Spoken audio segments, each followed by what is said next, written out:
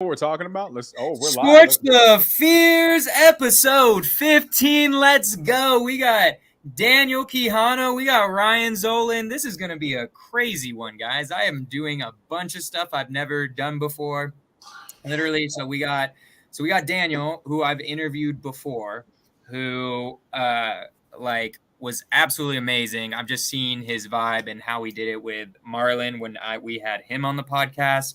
And I just wanted to I want him to be a guest host, and if he keeps coming on and showing the consistency I know he has, then he'll probably end up being a co-host. So we're going to test it out right here. It's going to be something new. It's going to be amazing. Ryan Zolin, the host of the Millionaire Before 30 podcast, also just such a beast in general. I'd say probably the most successful Astro student. I don't know anybody who's beating you. The only person who maybe would be Curtis, but I don't even think so.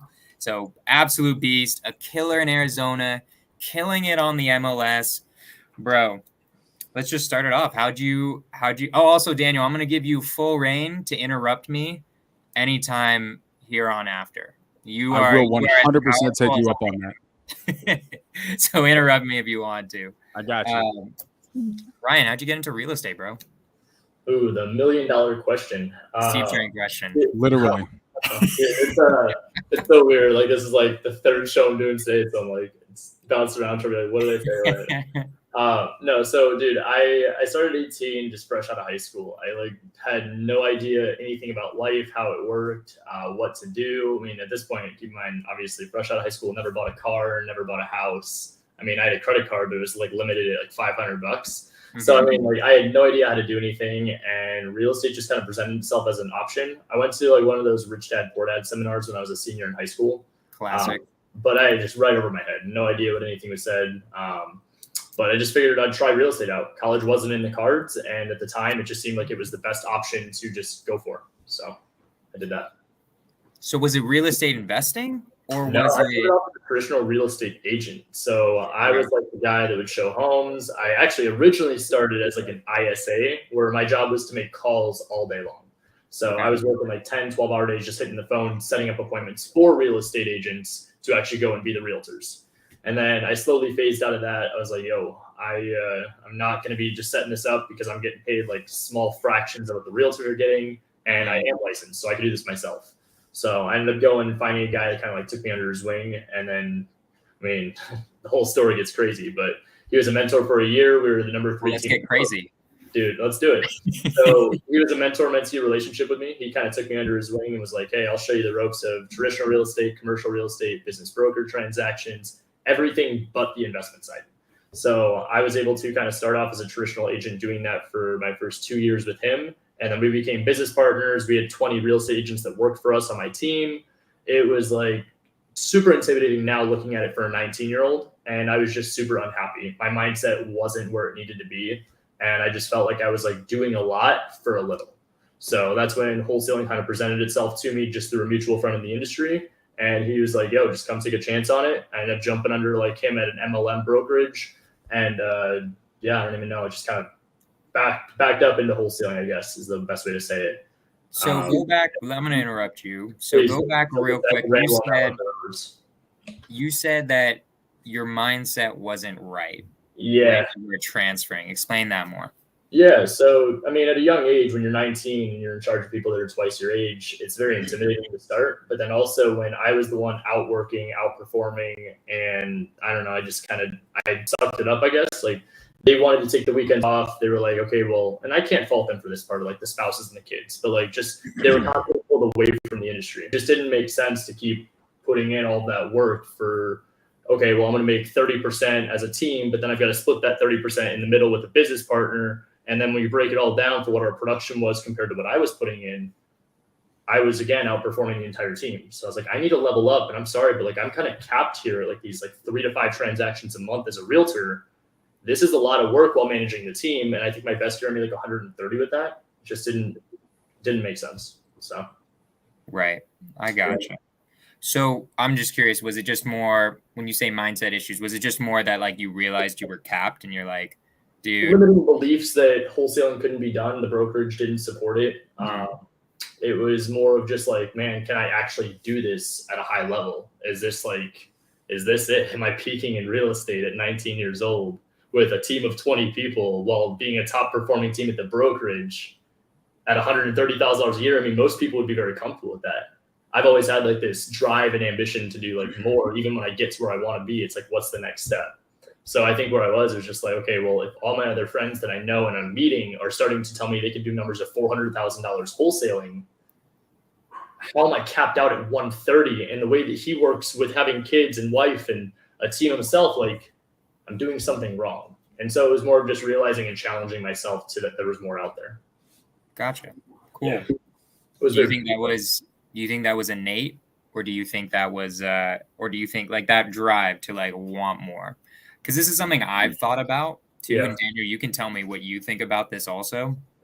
Is like, I think there's something a little bit innate about it, about like just being like, dude, this 9 to 5 is so whack. Like, I mean, a realtor is quite 9 to 5, but like, this is just like, yeah, I could do this, work like 2 hours a day, really, because it's like it's 8 hours, quote unquote, but it's not really. It's more like 2 to 5, depending on the job. Yeah. And this is just a question I've pondered where I'm like, is this innate? Or like, could somebody, or is there like something environmental that like could be done about it? I'd hear anything from you. Have the right culture around you and the right people, like surrounding yourself, like you are who you surround yourself with. So, I mean, I could tell you who I was even when I first got into real estate, hanging out with a bunch of people that I was friends with in high school compared to now. I mean, my group went like, but now real estate group, when I first started, was also pretty big. Now it's like I've shrunk that down to even, okay, I've got like my really good core in real estate. Like, I think anybody can form that. It's just that how bad do they want it, and if they have the vision of what their why is. Like, if you're not doing this for a strong enough passion, I don't know if you'll ever truly form it either. Gotcha. Well, I think that's a good question, right? Because you mentioned your friends in high school, and then you transitioned into this real estate thing. Were all of your friends in high school going into real estate and pursuing that career, or were you one of the few in that group that went that direction? I was the only one, dude. It wasn't until like a year ago that I started like connecting pieces. So many people that were from my high school that are like in this industry. Now it's like, if I were to go and tell you out of all the high schools I know, I think mine actually probably has the most that are in real estate. I think it's like 5 or 6 of us. Wow. But I mean, 5 or 6 like pretty big hitters. Like, well, I think Colby went there. Colby McMahon. My team, I've got my assistant went there. My acquisition guy went there. My transaction coordinator went there. Like, yeah, it's weird. That's crazy. They all went to like it was like corporate jobs, or they went to college, or they went to trades. Like one of those. Yeah, I think, well, and to Jonah's point, right? I think when we talk about stuff like this, I think there is an inherent inclination towards certain paths, right, that people have. And I think that what you're saying, Ryan, about finding the right environment to be able to nurture that's always helpful. I think that will shorten the growth time frame, right? That incubation period from having a desire towards it, being able to be successful. But I think for some people, it's just in them, right? Like, I think that there are people, and you work with them, right? You were 19 years old overseeing this entire group of people. There were people who were okay with that, right? But you, as a 19-year-old, were able to position yourself in a place that not only you got into a leadership role at that age, but you recognize that there was more, right? That's something that's on the inside, because there's a lot of people who would have been completely okay with $130,000 a year and having weekends with their family. For sure, without a doubt. And I know a lot of people that even continue on that business model, and they run a very successful traditional real estate team. It's a lot more legwork, in my opinion. And I think if we're all working towards the same goal of financial freedom, it's kind of what Brent and I talk about on the Millionaire Before 30 show. It's having that true control of what time you have left on the earth.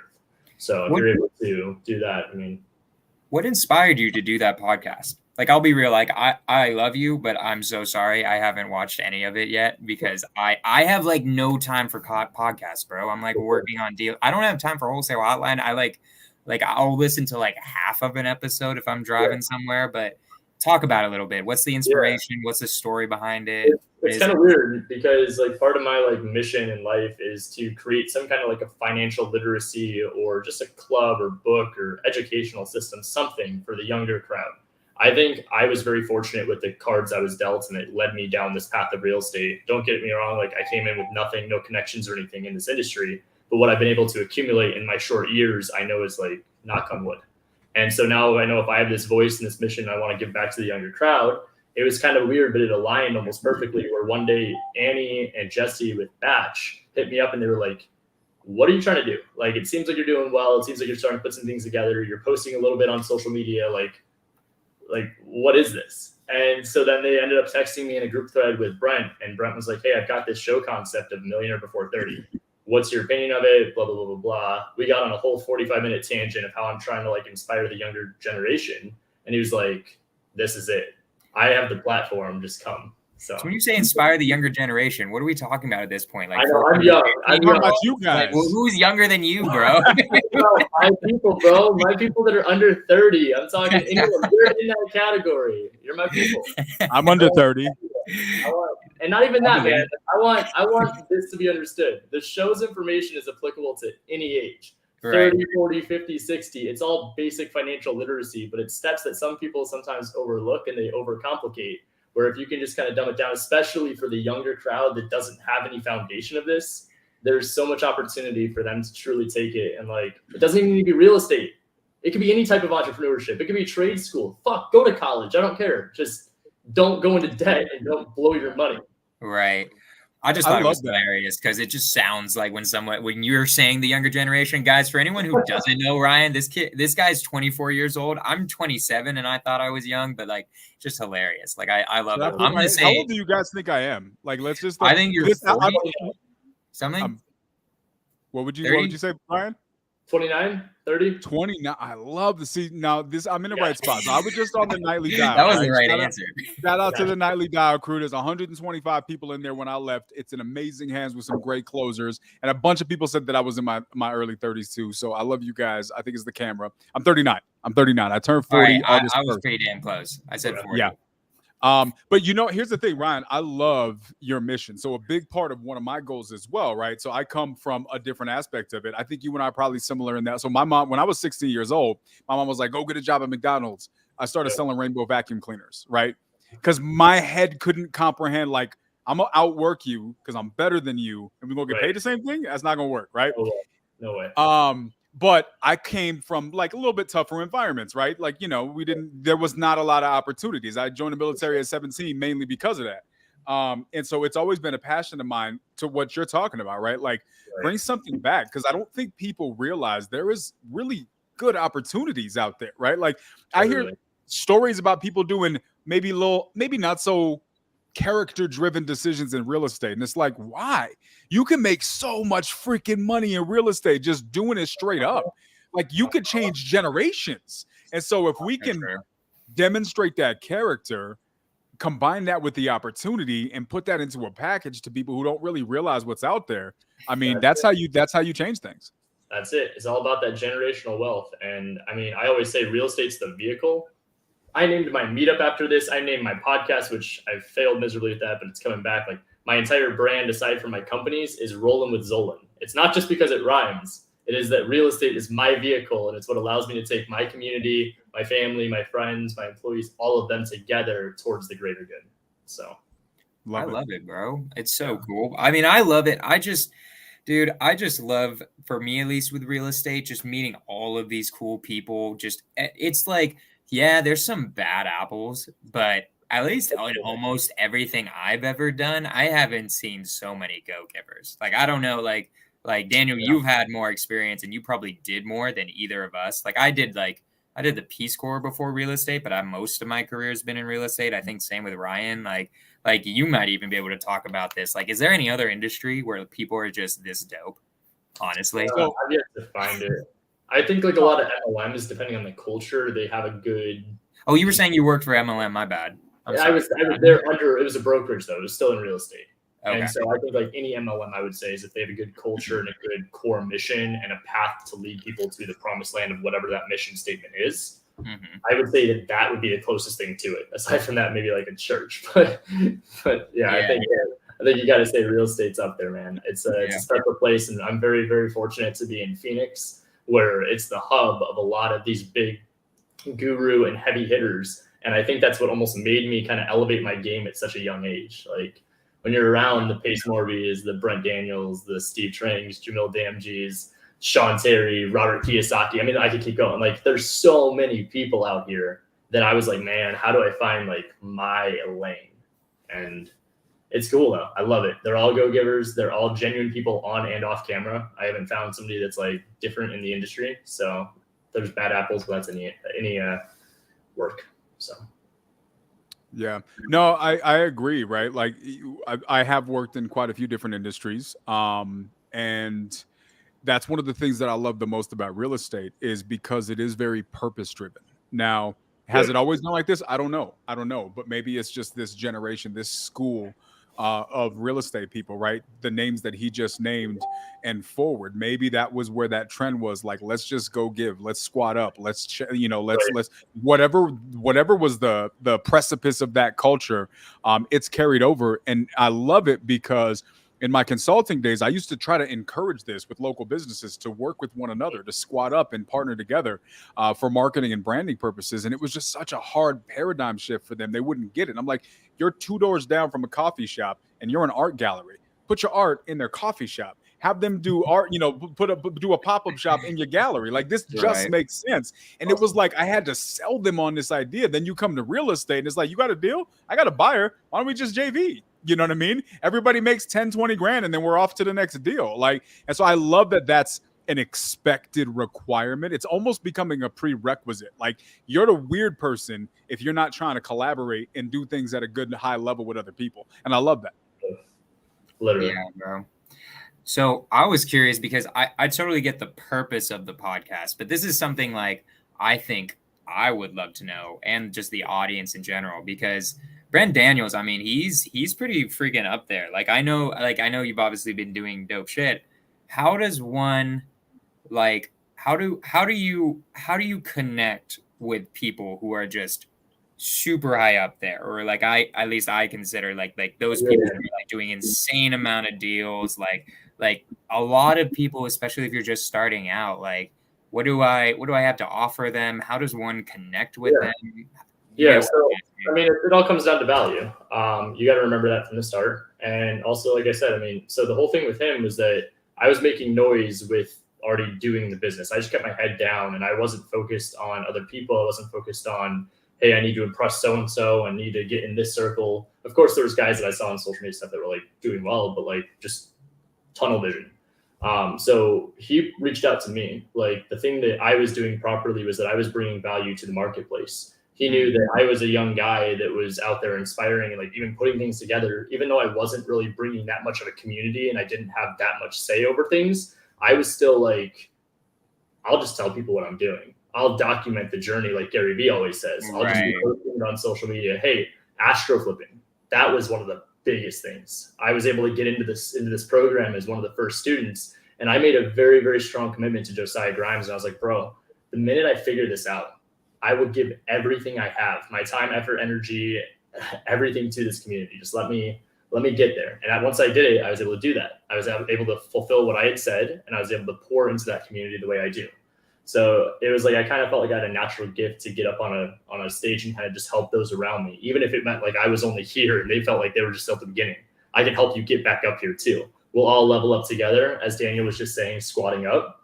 And I just realized that I don't know. I felt like when I got in that room, it was, what else am I going to do? I'm not going to go and try to pretend to be somebody that I wasn't, that got me in that room to begin with. I just kept it up. I walked in. I mean, you could watch the first few episodes. You'll see that I was very where am I? If it wasn't for Brent giving me that chance on Millionaire Before 30, I probably would have never been so camera comfortable, just hopping on shows, talking about myself, posting more content, hiring a content person, starting a course. I wouldn't have done all of that if I didn't get the chance to get in that room. So I think to answer your question, it's just, I was me. I don't know.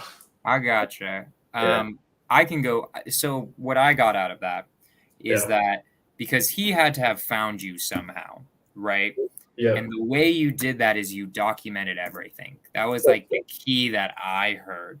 That is you. So go into that a little bit, because I'm learning how to do that. Me and Daniel know this, when we went to the mastermind, we spent just a day with Pace talking about the importance of putting yourself out there and like putting out content, and like it just does not have to be good at all. Like I totally feel you. Like the first couple episodes that I did this podcast, it was pretty mediocre. Our sound was screwed up for the first 10 minutes. That's why I'm like, we need to get in a little bit early to figure out what's happening there. And like it's always a process, but especially for me, when I started, like before real estate, I had a bad mindset about social media. I was like, the type of people that's like post on social media, they're just bragging. They're like doing it to inflate their own egos. I think a lot of people had that. I had that. So I'll start with this first question is like, for anybody who might feel that way, that like it's more about bragging, it's more to make themselves feel good, what would you have to say to a person who kind of thinks of social media like that? So I'll start it off by saying I don't like social media. I think social media can be a very toxic place. What I've been challenged with a lot recently is that I think social media could actually be whatever you want it to be. So unfollow the people that are giving you that negative energy or making you feel like bad about yourself. Or if you're following those guys that are posting the watches, the cars, the bottle service, the fancy dinners, and it's making you feel like you're not where you're supposed to be, unfollow that. You don't need to post that same kind of stuff. I mean, what's that saying? It's like people spend money they don't have to buy things they don't like to impress people or whatever, however that shit goes. Like, it's the same concept. You don't need to do that at all. Be you. Now, don't get me wrong. I should probably dive in a little bit here. There is some strategy with social media and content. You can definitely do what Gary Vee says, and all these like guys will tell you, oh, just post it. It doesn't matter if it's good or if it's not. It has to be okay. If it's like grainy Android shit, and it's breaking up and it's muffled. Daniel. What does that mean for you, bro, Mr. Android? I have both. Okay. It's more of like the people that just felt like I've never seen them pick up a phone before. And it's like, they're like holding it like this, and it's covering the speakers. And then it's like the words don't align with what it's supposed to. Like, there's a little bit of work that has to be done. And if you can't do that, Upwork, Fiverr, problem solve in today's day and age. There's people that will do it for you for $2, $3. You can figure out how to do content consistently. That's what doesn't need to be good. It doesn't need to be some page that has all these perfect themes and colors. Just post. Just throw stuff out there. The best advice I got when I was trying to get bigger on social media and I started actually doing the show with Brent like every week, Jamil came to me and he's like, dude, be loud. I was like, damn, okay, like that one stuck to me. And so it's just like, I got to go up there. I just got to talk my message. I got to be confident in what I do, but also like, just be you, like be the personality, be Jonah, be Daniel, be the guy. Cause no two people are going to be the same on social media. Just document it, have fun with it, and show people the real you. You'll be surprised how many people are going to resonate and they're going to reach out because they want to squat up with you. I think there's two things that are really, really important there. Two points that I think people should really like actually write this down, right?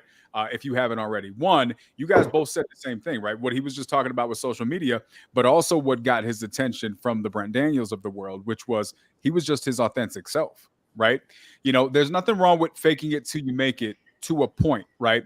But I promise you this, being real will get you much farther than faking it will 99% of the time, right? Because especially now, because we live in such a high content era where people have seen everything over and over again. You know what we haven't seen? Originality. We haven't seen is authenticity. And the cool thing, which is to Ryan's point, is authenticity is not duplicatable because we all have our own brands, right? We were born originals. Don't die a copy. You know what I mean? Like, just continue to be your best self. And that will always be the differentiator. And here's what it does. It solves a bunch of problems in your life because as you grow in business, and I know you guys can attest to this, you know, you're going to have people that want to attach themselves to you because you have a brand, because you have X, right? And it gets really difficult. And my guess is, and you guys are welcome to speak on this, maybe we could talk about this for a minute, is especially when you're younger, it becomes really difficult to differentiate. Like, I don't want to be the douchebag, but I'm not really getting the best vibes from over here. But okay, let me give them a shot. And the next thing you know, you got, you know, wolves in sheep clothing. This is a thing that happens, right? And so why am I saying it? Well, one great way to weed all that stuff out is there are people that are just not your people. They're just not going to be your people. You guys can be cool high five from a distance, right? But we're not gonna do deals together because you and I don't operate in the same wavelength. Well, how do you find that out? By being your authentic self. Because if you're out here posturing, trying to be something you're not, you're going to attract people that aren't fit for you. And what you find yourself doing, especially if you don't have experience in the game or in business or in life, is you find yourself saying, well, this just doesn't work. I just don't like that industry. I don't like that vibe. Well, it wasn't the industry that was the problem. It was the way you presented yourself in the industry, right? And so, to Ryan's point, be your authentic self on and off camera, because that's going to not only dictate the relationships you have, but the following that you have. And you don't have to worry about people falling off because they were following you for you. And when you're you on your good and your bad days, they're still going to be there. It's always the right formula. 100%, bro. I mean, this is what I was thinking. I mean, dude, if I had not had the mindset issues that I was just talking about with social media, and when I had just started doing cold calls, I had put it on social media, bro. You know how many like newer people would kill for somebody who just sucks to have the bravery to just put it on there and just be like, here's me sucking for all of today. This is my first day. Here's day 1. For sure. And here's day 2, and then here's day 3 and day 4. Like, could you imagine how much value that would be if it was like, this is the first day I've ever cold called my entire life. I'm going to record it. I'm going to record all of it. I'm going to record all of it for the next 3 months, and then you're going to see me get a deal. For sure. I think it'd be really cool to see a collage of like watching, like it's almost in one video where it shows you like day 1, like 1, week 1, month 1, year 1, so on and so forth. So that way. Yeah. It's those weight loss pictures in front of the mirror over the whole year, thing. Right? Yep. Literally the same thing. Bro, I love that. That would be huge. But hey, look, I gotta forget. I said there was 2 parts. Here's the second part. Ryan said it. Figure it out, guys. Problem solve. The amount of people I see get stuck, and it's like, well, I just didn't know what. Google it. Like, what are you talking? Like, Google is a whole search engine. You push the buttons, and then it'll tell you how to over. Don't get stopped by certain things that are really not obstacles. Mm-hmm. Yep. And if you really can't figure it out, just squat up with somebody too. Like I promise you, any of us can tell you how to make sure you're not just dropping the camera in the middle of the Instagram story. 100%. Like we can help you out. Like I did that with who did I ask?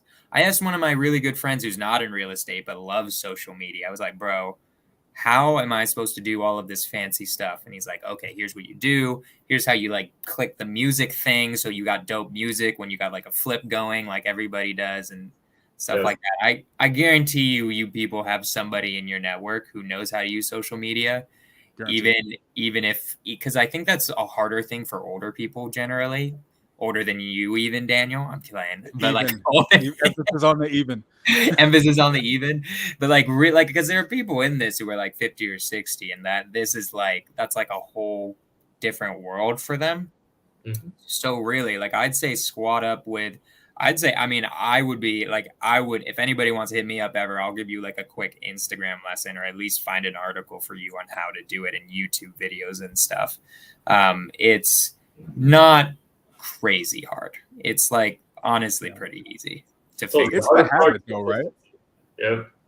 There it is. It's consistency. That's my like full transparency. Like I'm by nature, I talk a lot, but I'm also a very private dude, right? So I'm just not, let me go. I don't think to put this out there. And that's a habit that I have to change. But to older people, 50, 60 and above, they actually have an advantage because they're a minority in that ecosystem, right? So they can actually stand out a lot better. Yeah, you stand out. Mm-hmm. Yeah. All they got to do is just get over it and do it. Like, I think what's going to shake everything up, it's going to be the NFT space. They're not going to be able to keep up. It's going to be some kind of huge disconnect. Okay, so I wanted to hear about this because you talked a little bit about this pre-podcast where you were talking about how you're doing a bunch of NFT stuff. Yeah. And I thought your Instagram photo with the little robot was just you being like cool, getting into graphic design or something. But what is this, bro? Yeah, so I can I cuss? you can, just go for it. Yeah. No, I won't. I definitely mess around heavy in the NFT space. I think that is 100% where the future is going to be. Crypto and everything, I wasn't really too much in for the last year or so. It was just recently, the last 6 months, 7 months, and I've only really invested in a few coins. Nothing too crazy. It's usually the bigger ones. But NFTs, dude, I mean, it's the future. Title companies are gone, contracts are gone, proof of being places is gone. Art itself is going to be all digital form. It's going to be the same thing as sports cards, just going to be trading different NFTs. It's already happening. I've got over 6 figures in NFTs and crypto. I think it's going to be the way of the future, 100%. So I'm incorporating it into my course that's going to be out, and we're going to shake some things up. Let's do it. So I'm going to keep on the NFT, but we're going to go back to the course too, because you were talking about that, but I do want to keep to the NFTs. So are you planning on using like I've definitely heard about all this stuff with NFTs where you will be able, why you even need a title company if it's in the blockchain type of stuff, right? Which will be sick. That is going to be cool eventually. Are you right now just investing to flip NFTs, or are you actually incorporating the idea of an NFT into your real estate business right now? Both. So I am flipping NFTs. I have buy and hold NFTs, and then I incorporated NFTs into my course. So it's 2 separate. The course is 1. NFTs are separate. But there's a giveaway for the first 500 people that buy the $5,000 version of the course. They get an NFT, which gives access. What I'm trying to ask is do you have an NFT I can buy right now? Like a Ryan Zolin NFT gives me access to you for a 5-minute phone call. What that's what I'm trying to understand here. I do. So what are you selling, bro? There's multiple NFT brackets. There's going to be the first one that is the tier level, the base, which is going to be what the 500 get when they buy the course. This gives access to a private channel in Discord where we're going to be doing videos like this. We're going to be breaking down deals. We're going to be doing exclusive content and answering questions priority first over just my general chat in Discord.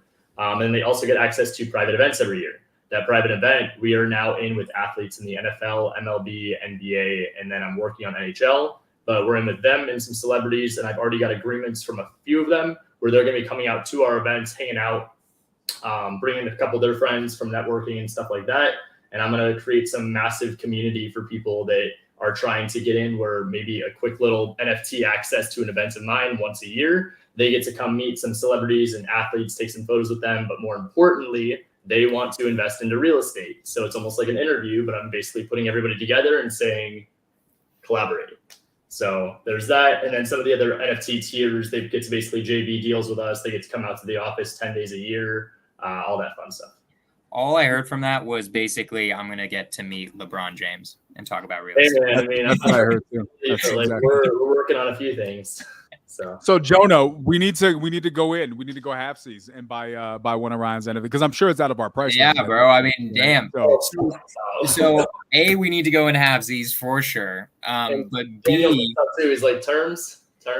Yeah, wait. Can we get this seller financed? Can we seller finance this NFT real quick? Zero down, no interest. So, okay, just real quick, just because I like this type of stuff and I feel like this is nothing that I barely talk about NFTs, and I'm going to go off my limited knowledge. Sure. Basically, the reason, and tell me if I'm wrong anywhere, you're selling your course through an NFT, right? You actually buy the NFT, then you get access to the course? No. So the NFT is separate from the course. Okay. Yeah. So okay. So then I might have missed it. What are you? Is the course just about what NFTs are, or are you actually selling an NFT for those parties and stuff? So the course itself is agent investors. It is all about how to work with real estate agents and how to do MLS deals on a monthly basis. Gotcha. That is the course. When you buy the course, it gives you the NFT if you buy the top version of the course, and then that gives you access to me through Discord and those events. Gotcha. Okay, gotcha. I'm trying to do that separate, so it's not like they buy the course and then it follows with community of coaching calls and stuff like that. I want to do it a little bit different than what is already out there with a lot of the other gurus, not just in Arizona, but throughout the entire country. Gotcha. Okay. And then just to double check, because I'm still grasping around NFTs. Sure. The reason you're doing it through an NFT, that the extra part of the course, is because once they why not just make it what's your reasoning for why not just making it you bought it, now you get access instead of actually selling a token for you? So the NFT itself is going to be the future. I've got some plans that I'm not going to go too in depth with on here yet, but it's all I've got a 5 and 10 year plan here with the NFTs. I think that if this goes the way that I think it might, these NFT holders are going to be like my prime focus of what my community is. I'm going to have my Facebook, my Instagram, my TikTok, all my social media sites, but my NFTs and my Discord will be first and foremost. So I'm going to do that so that they, one, have something to label themselves as part of this community.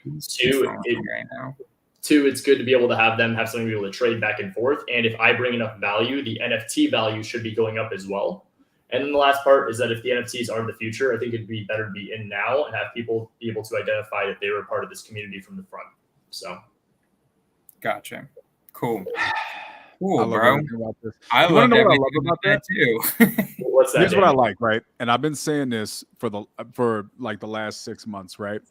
And maybe this is just me, rubbing the crystal ball, right? But I really feel like the next year and a half of this landscape, the real estate landscape, it's going to change. It's changing, period.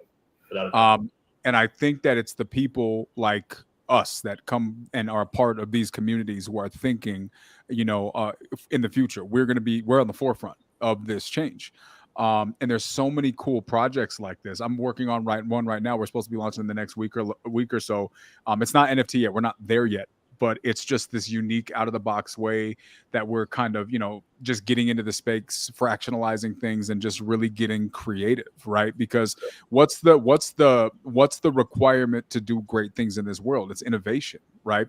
We have to be willing to be innovative. We got to challenge the status quo and then go out and just try new shit. That's really what it comes down to. And I think it's easy to get stagnant, especially in a place like real estate where you're like, I'm making multiple 7 figures. Some people making 7 figures monthly. Like, we're good with what we have. But, there's a change coming. And it's a tidal wave of people like Ryan and other people, the Paces and all these other people who are out here thinking different. And we're going to be the ones that create this change. Real estate's going to look different. So why not be us that are redesigning that format? Without a doubt. And I mean, I've got 70 years. So I mean, I might as well start off on a good foot and make a difference. So yeah. Well, I mean, you're like literally in the middle of puberty still. So you got plenty of time.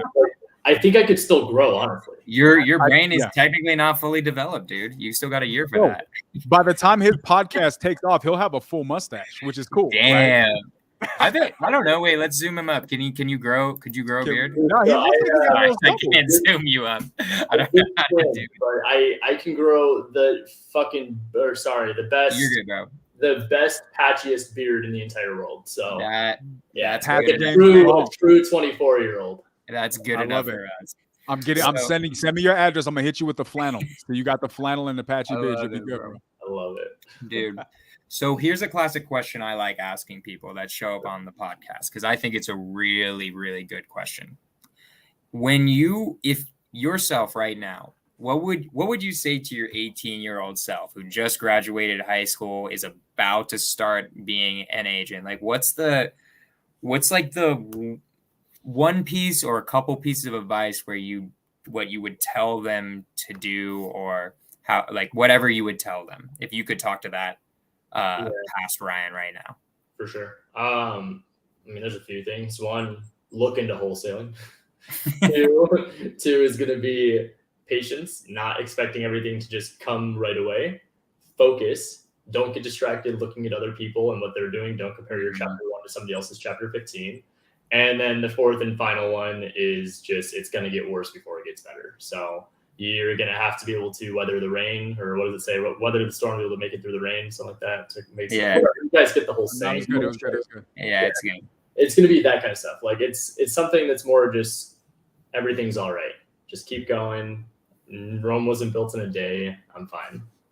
So why do you say those? Because I like hearing the reasons why. Yeah, I think focus too. I mean, it goes back to what we were just talking about on social media. Let's not sugarcoat it. I'm not going to say I'm some 18, 19, 20, 21, 22, 23, even 24-year-old that doesn't go on social media and be like, that's a damn cool Ferrari. I'm not a car guy, but that guy's doing really well. Good for him. Go to their page, scroll through. Man, how am I not this? Mm-hmm. Focus. And it's even advice to myself today, not even let alone 18, 24-year-old Ryan, like, even focus. I had to have a conversation yesterday, or 2 days ago with the guy on my team. I'm like, I need to just focus on 2 things. I've got 9 streams of income and I need to focus on 2. And I don't know, focus is the easiest one. I don't know, everything with patience. Everybody wants. We're in a now environment. Amazon Prime. I mean, buy all your videos and everything. And you're no longer going out to Blockbuster. You're not even going and buying it or renting it at Walgreens outside the little red box thing anymore. Like everything you're doing is instant. So patience. 18 years old. No, whatever. Yeah, 18 years old. I was at least fortunate that I wasn't the guy in real estate that clicked my heels together after 3 months and was like, I'm not a millionaire. The hell. I knew it was going to take long work, but I mean, I knew it all was about who I knew rather than what I knew. I could learn anything, especially with the time I had.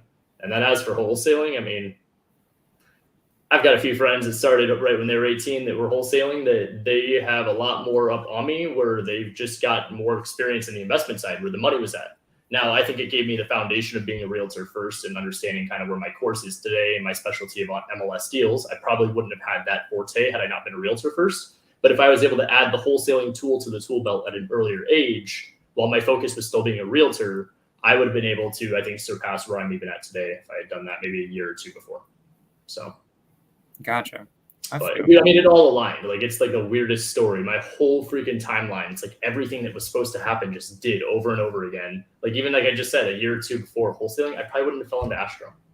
Right. So it's just, whatever's up there has a plan. And if you just have patience and you follow it and you do the right thing, get 1% better every day, you're going to be fine. So.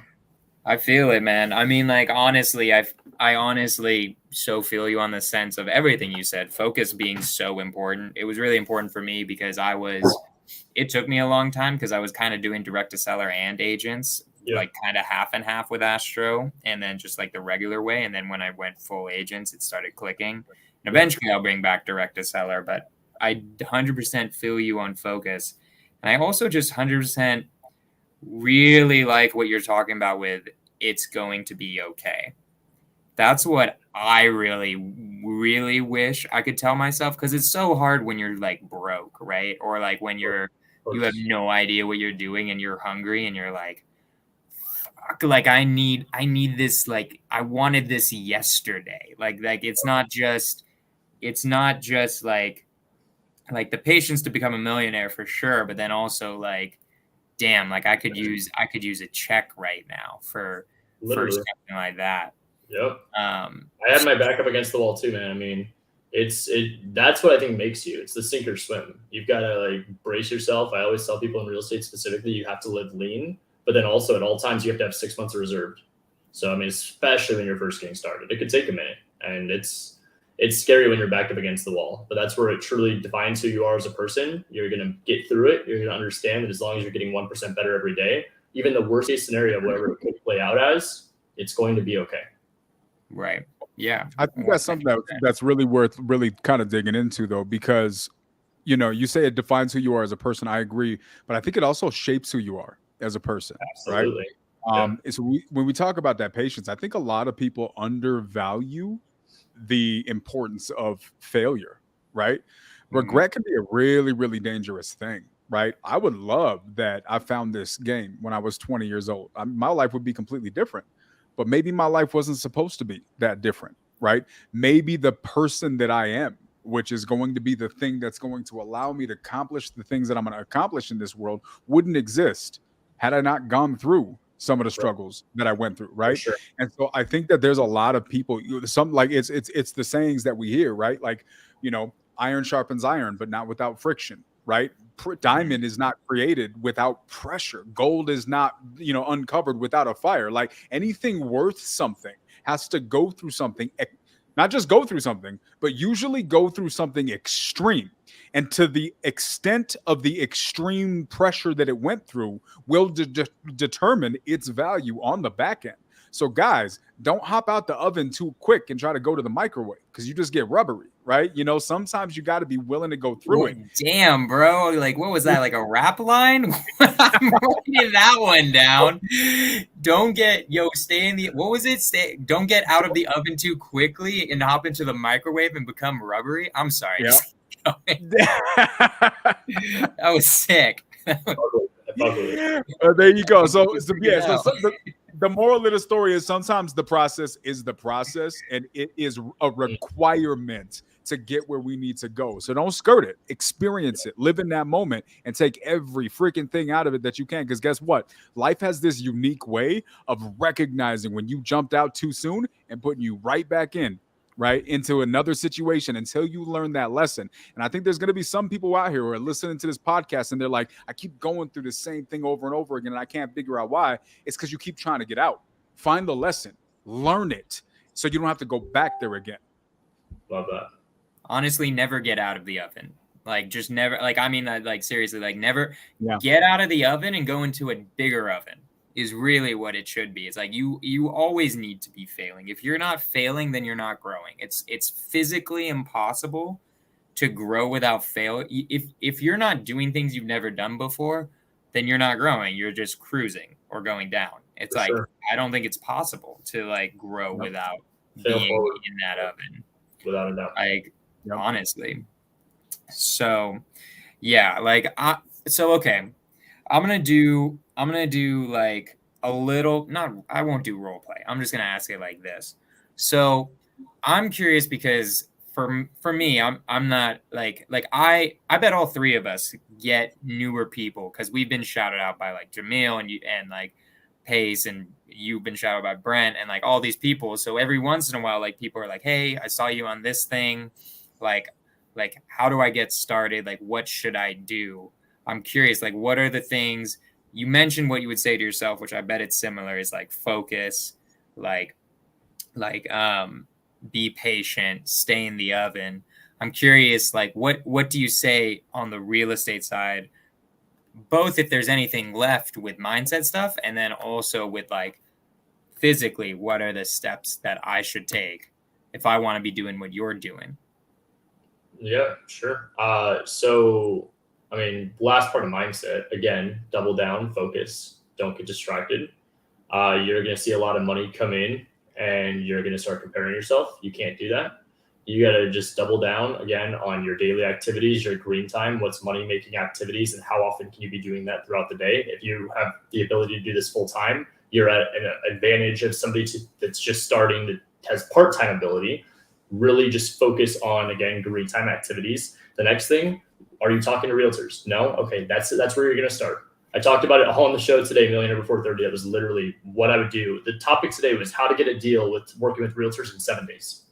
So go into Facebook groups, start squatting up with people, post out there asking for help, ask for realtor connections, ask for title, investor-friendly title companies, reach out to those title companies. Who's your top performing client? What investors should I know? What realtors should I know? Are there any good brokerages that I should talk to?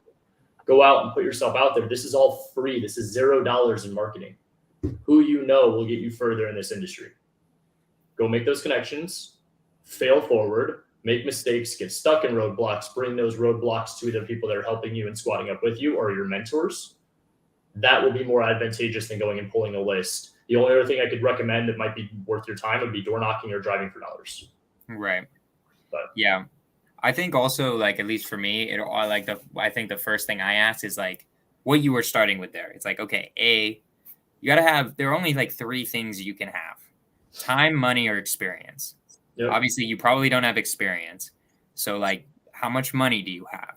Do you, like, for me, I'm like, if you have money for Astro Sub 2, my immediate recommendation is just do one of those. Like it's just going to super boost you. If you're serious about this, like, I personally say just buy one of those courses and like just get into it, right? Because it's just that support level from Pace and Jamil, and just like what you learn in those courses just makes it so much easier to have like a whole thing that's step by step by step and like teaching you exactly what it is. Mm-hmm. And then if it's, and I 100% agree, if it's more like time and then you don't literally have no money, then like it's 100% exactly what you're saying. And like, if you want to go the realtor route, you gotta like, it's like, you gotta be talking to realtors. You gotta go into the Facebook groups. You gotta like it's like who said this? It was like a metaphor where it might've been Gary Vee, where they're talking about, it's like, it's literally the same as like going to the gym. Everybody knows how to get fit. Yep. It's not complicated. It's just that nobody wants to do it because it hurts to go do it. For sure. But like it is so simple. It's hard but simple. And I think real estate is the same way, which is pretty cool. I don't know if you have anything on that, Daniel. No, I mean, I agree 1,000%. Look at Sub 2, like literally right now. Yeah, and I'm there every night, right? I left it because there's other hosts that are there for 4 hours a night. In Sub 2, I run this little thing called the Nightly Dial, right? Where we have a bunch of closers and skilled people that are there, and Pace spent money to hire VAs, and he's calling. Those VAs are calling leads, and students get to call those leads for free just to practice, right? For 4 hours every single night, 20 hours a week. They can hop in and either sign up to be one of the people calling those leads or listen to how they do that. I've been in sales and I've been teaching sales for a very, very long time. I don't hold anything back. I give as much good performance as if I was selling a course, right? I'm giving the same information. I'm walking people through the same mindset issues. They're getting top tier training from some of the best closers in the game in that group for free, right? Now, they had to be there. So my guess is TTP and Astro, they have their own variations of cool things like that. So to your point, Jonah, if you can get into a community, get into a community. Ryan's got a whole course and thing that he's doing, right? No question, this guy's out here at 24 years old making a decent, comfortable income for himself and for probably multiple people. Beyond comfortable. Right? Connect with these people. But if you have nothing, but you have the willingness and the drive, figure it out, right? Go to a free Facebook group, go to the Pace Morby group, go to any of these free groups and say, I need help. I'm willing to work. I need help. I'm willing to work. I promise you post enough. Don't post one time and then get mad because nobody responded, right? For that, stay home, right? Go apply at the next 9-to-5 job, right? Because that's what you need to do. You need somebody to tell you how to live your life. But if you're willing to hustle and you're willing to do the work, I promise you post every day. The Jonahs, the Ryans, the Daniels, the Paces, the Brents of the world are going to be like, that's a hungry person. Because I can tell you this at this level. When you get to a point to where there's one thing that's usually that you look out for more than most outside of character, and it's consistency. And consistency is a very rare commodity. So when I see somebody that's consistent, they get my attention, right? And I guarantee you that's the same for anybody else that you want to get their attention. Be consistent. Show yourself as consistent. Go to these free groups and offer value. Right. And I promise you'll get connected to the people who are in that room for 4 hours a day, teaching other people how to close deals. Those people are looking for somebody to squad up with. Those people have leads who can't get called because they're too busy. Right. If they see that you're consistent, guess what? Now you just got access to a full pipeline of leads you can call. Even if you get 5 or 10%, that's more than you're going to make at any job that you can find right now. Almost guaranteed. Right. There's options out there, guys. You just got to be willing to do the work and not quit when you see opposition. For sure. If you're consistent, you're like Ryan. I mean, you're doing podcasts with Brent Daniels. Like that's what happens. Like, I mean, it is insane how all of that like mixes together and becomes success. Just everything, like literally just all those elements together. Like I think you can't, if you're consistent in real estate, if you're consistently doing the right action, I just don't see. Like you either just aren't doing it consistently or you don't have the right action. I can't, like, it doesn't wrap around my brain personally how you don't just at least stumble into a deal. I think it's just, it's the longevity of what they're able to handle, whether it's financially, whether it's spouse, whether it's limiting beliefs, whether it's, I don't know, consumer debt. Like there's a bunch of different things that's going to hold people back from succeeding in real estate. I usually refer to those as variables. So as long as you go in with, like you started talking about at the beginning of the show, is mindset. What I teach people is they have to understand this business, and I know it's going to be over 100%. It's 70% mindset, 40% action. So yes, it is going to take over 110% effort to be successful in real estate. But if I were to tell you in any stage, in any entrepreneur room, in any job force that you could put in less than 50% effort and make over $1 million a year, and it's all up here, the line would be out the door. Everybody in the single planet would want to do this. Right. It's that they don't understand that you need to be able to handle what is going to come. It may not be success right away. It may be the comparison. It may be all these things about yourself within that if you could truly tap in and have the self-awareness, those are the people that I think have the crazy success. And you hit it right on the head too. It's the making sure that they do the right actions. The amount of people that are consistent but they're doing the wrong actions, or they're consistent with taking learning courses and all these other things. It's analysis paralysis. Right. You have to take action, but consistently, and doing the right steps, which is what I refer to as green time. That's the door knocking. That's the cold calling. That's the submitting offers. That's the conversations. That's, as Brent says, talking to people. Right. I hope somebody wrote every word of that down and then turns it into the world's biggest T-shirt, because you need to wear that because it'll change your life. Just like going all the way Just around the laugh. T-shirt, It'll be like your just robe. somebody has to like Train of wisdom. It's gonna be more like a robe, dude. I'll make a robe out of it. Exactly. So I wanted to start because I like going on this show when I realized that, because I bet you guys would say this too, that you guys maybe like still deal with some mindset issues, right? I recently thought of one that I was just thinking like on the show, and I've thought of like in the past, where it's may not be like a complete mindset issue in the same way of like it's preventing me from doing something, but it's also one that I feel like you, Ryan, could really talk about, that like I feel like you could give some good advice on, because you also deal with agents. Because it's really interesting. I've gotten to the point in my business where like if I've got a deal, whatever, and it's just not working out, even if like it was so close, the buyer had EMD, I was going to make 30K or whatever, right? And it falls through. The part that doesn't make me sad is the 30K at all. That doesn't mean anything to me. It's like, whatever, next one.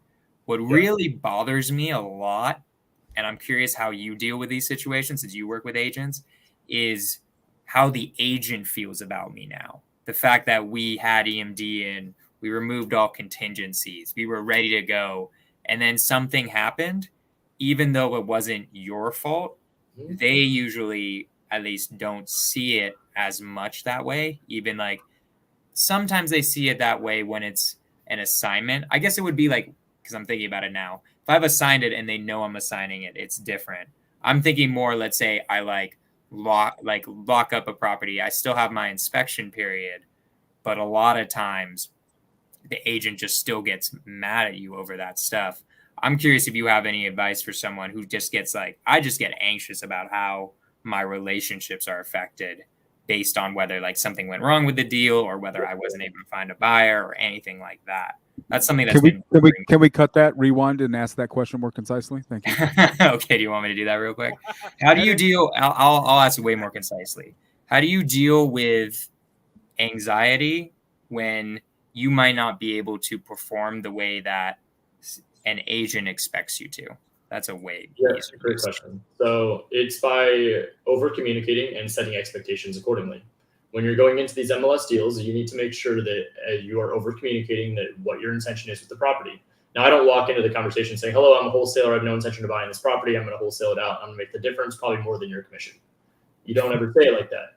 You're going to say like, hey, look, I am going to buy this property. Now, when you say that, you obviously have to back up what you're saying. You have to have the true backing of a buyer that is going to be willing to either front the EMD or the entire purchase price, or even like a hard money lender that's going to back you, that will actually provide the ability to close the transaction. My whole point of this is to have actual ability to buy the property. So you're not going in lying. Because I think a lot of anxiety with wholesaling with real estate agents is that you feel like you're trying to hide things from them. You're trying to one-up them. You're trying to make sure that they don't do this, this, and this so that the deal doesn't fall apart. Or, oh my gosh, I want to get to the end of the transaction. I hope that they're not going to see that assignment fee. The seller's not going to sign, blah, blah, blah, blah, blah. Breathe. Understand, if you over-communicate and you set expectations accordingly, the last thing the realtor's going to know is like, okay, let's walk through a transaction for sale.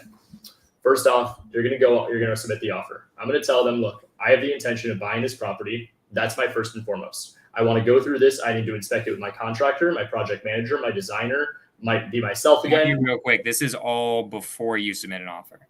Correct. You're just having this whole conversation with every single time you submit an offer. Well, so it depends on the deal. Like, we're obviously going to call the agents. The number one issue with agents and phones is that they don't answer it. So if they don't answer it, then we just submit. We send a text saying, hey, we're calling about your property on 1234 Main Street.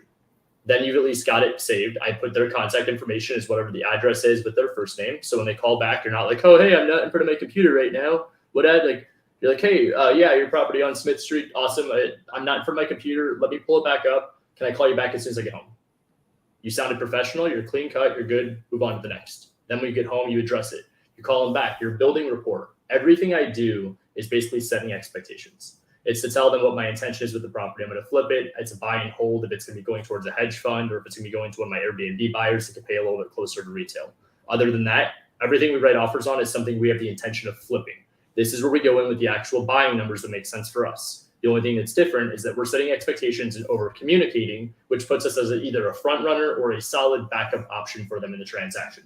Because then we're able to come in and say, hey, we're expecting to do this, this, and this. This is the best offer we can do. Or you could represent us at this number, or we'll go unrepresented at this number, giving the seller 3 different options to pick from.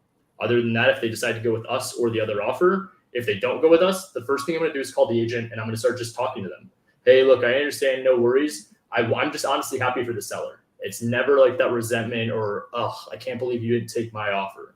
It's the, hey, I appreciate it, no worries.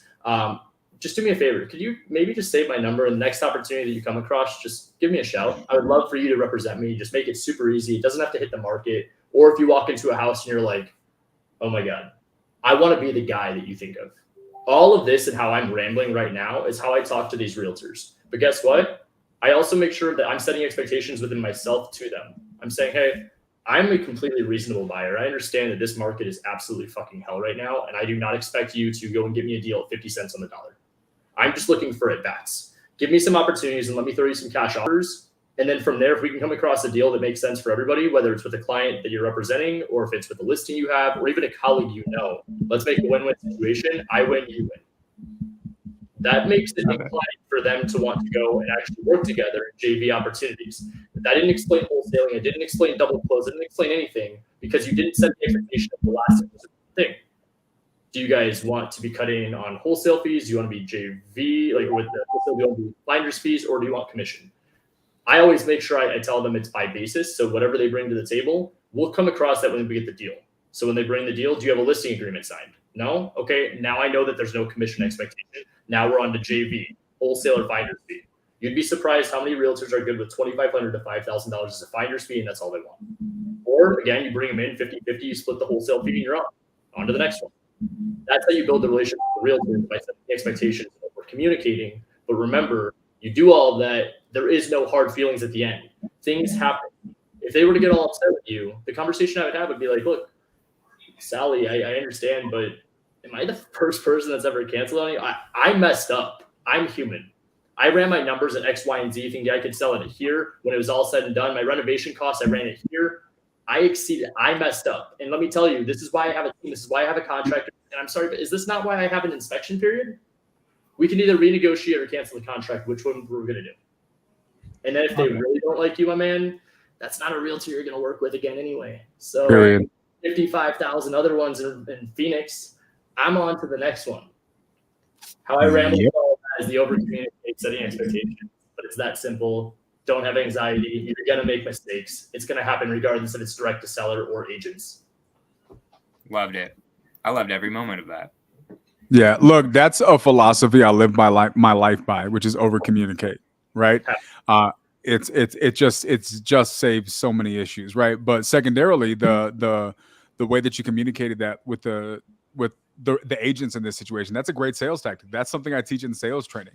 Have the real conversation. It's gonna come up, right? Avoiding it because you don't want to have the awkward conversation just makes it more awkward when it comes up, right? Just get it out. The elephant's in the room. Let's just talk about it now, right? Because if we can overcome this, then we're gonna work fine together. If not, I don't want to go down that road for the next 3 to 6 months or weeks or whatever. Anyways, like let's just save each other time. It'll save so much stress in life. I don't know how many people talk to sellers and probably agents thinking there's something there that's really not there. That's never going to materialize if you would have just had a real conversation. For sure. I love that. That's what you said. I mean, dude, there's so many realtors. There's so many. There are just so many ridiculous. The most important thing, and this is where I think most people struggle and they have the limiting beliefs with these on-market deals and realtors, they feel like they have to hide things. Realtors are the best bird dogs. They're the best JV partners because guess what? They're not going to send you a property with the ARV off by $100K. They at least know what it's going to be worth. Now you just got to talk numbers. You got to talk what's fair. And I'm sorry, if you're making 40K and they're making 5, help them out. Incentivize them to want to do it again. Monique Walker that works really closely with Jamil, $1.8 million last year. JVing just 50-50. That is one freaking agent. That's insane. What happens if you have like 2 of those? Or I'm sorry, you have half of one of those. Let me do the math. That's $3 million, $3.2 million. Like, it's Get out the calculator. It is so mind blowing to me of like what is out there, and I think this is why I'm so passionate about the agents and on market deals. We talked briefly about how you guys would recommend Astro or Sub 2. Shit, I would recommend not even investing into a course. I didn't recommend investing into themselves and their time of just, hey, pour into action, not money out. Go get a deal where you JV it and you learn something about the process so you're not just brand new. Add that with YouTube University and making one relationship with an agent that gets you an opportunity. You'll get cut. Here's $1,500. Here's $2,500. Now you've got some money. Now do it again. You've got proof of concept. Now you take that money. Now you invest it into yourself. Now you invest into Astro Flipping Sub 2, maybe my course, but like whatever that next Definitely step your course. Definitely your course. Into those, and then by that point, that's when the cheat sheet happens. But also, what I'm hoping by when you've gone through and you've gotten the proof of concept, you probably got a little bit more of self-awareness and identity where you may be like, shit, dude, I suck on the phones and I can't think about negotiating. Maybe I'm not a Sub 2 student. Hey, man, I think wholesaling is super cool and it's great, but I understand the basics and how to do it. I want to take it to the next level. I want to go to Sub 2 now. Okay. Hey, I want to focus on just working with agents and really double down on that method. Now my course makes sense. Rather than trying all these different menus, pick your lane, and that goes back to focus. So true. It's so true. Like that's tangent. All of it, bro. I mean, the focus is. I think I read like this whole. No, I didn't read it. I like watched a YouTube video where it was like, I think it was like Warren Buffett and Bill Gates. They said like, if you had to do one word on how to become successful, what is it? And it's focus. Like everything. I don't know if I can add on anything more to that. That was like perfect. Like just focus on the right things, and it's inevitable. Look, here's the reality, guys. I said this before, right? What he just said, right? This entire podcast, this is why the game's about to change, because we have people like this at the helm, right? And this is the theme and the standard that's being set, and everybody who's coming behind and joining on to this thing is going to have to meet this standard, or they're just going to get plowed over, right? Because there's so much opportunity here. Here's the cool thing, guys. If you just try, the bottom 10% of consistent deal closers in this industry make more than probably the great majority of the population. And that's not an exaggeration, right? Like, it's just a fact. You can make one deal and replace your entire annual income or more than double it. It's just a fact.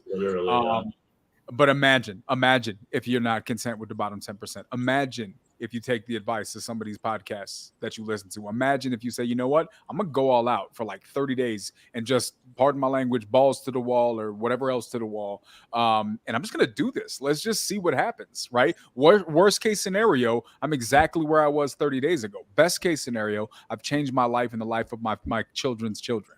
What do you have to lose? Just play all out, go all in, and take the advice of the people that are out here doing this every single day. Nobody, to my knowledge, gave Ryan a Ferrari, a private jet, and a boatload of money to start his business, carte blanche, right? He had to work for where he got right now. Now he can afford to go buy all those things, right? But instead, he's just going to make it an NFT. You know what I mean? But guys, we can do it. You got the resources. You know what I mean? Just take action and make sure, like Ryan said, it's the right action. Love it. So, all right, usually I cut this off at an hour, so we're about at that time. So I'm going to leave it first. So Ryan, how do the people meet you? How do you want them to connect to you? How do we tell them about the course? What do I put in the side chat so people get more of your dopeness? So my social media is just my first and last name at Ryan Zolin. As for the course, it is agentinvestors.com. And they can just go there. We've got like a little bit of a raffle going on right now. We're going to be announcing it over at the meetup next month, April 5th. And we're giving away one free course and one free NFT to somebody at the event. I love it. So, all right, my guys. Also, I'll put yours in too, Daniel, just because I need to. Daniel, do you have a YouTube course or a YouTube channel? I need to make one. I'm going to make one. You need to make one because we're going to. I'll make one and it'll just be my name. If you keep coming on and this becomes a permanent thing, we gotta figure that out. I think so. So Ryan, I gotta ask you, man. No, don't say it out loud. I'm just gonna say this. I'm just gonna put this into. Ryan was in like 3 podcasts today, right? Because he's that guy, and he was awesome. And I knew this from the beginning. Right? I didn't want to say it out loud, but I'm gonna say it right now, anyways. Ryan is officially confirmed, non-verbally, right, that this was his favorite podcast of the day. So just so you guys know, when you watch this, it was between us, Brent Daniels, and whoever else, and we won, but we're doing it gracefully, right? Yeah, 100%.